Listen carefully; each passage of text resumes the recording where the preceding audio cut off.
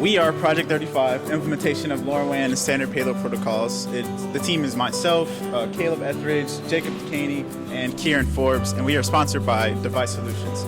So background on our project, Device Solutions currently uses the Celio transceiver, which has a LoRa radio for wireless communications, and they currently use a proprietary protocol for that, but they want to switch to LoRaWAN, which is an open source software stack to accomplish that.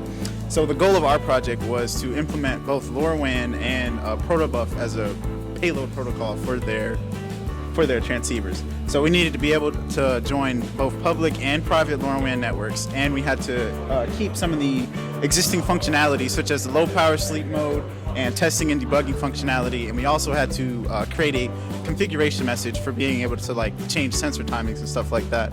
Use case for this, if you have some sensors, out remote. One example we were given was kind of like a fridge. Do you want to check the temperature of it or something like that? This is useful because LoRaWAN is able to send over really far distance networks, and it's low power, so it's efficient.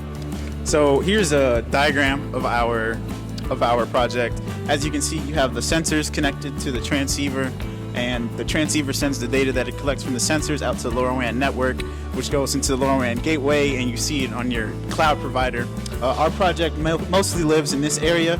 We're writing all the code on the transceiver, all the LoRaWAN code on the transceiver, and some of the stuff connecting to the LoRaWAN network.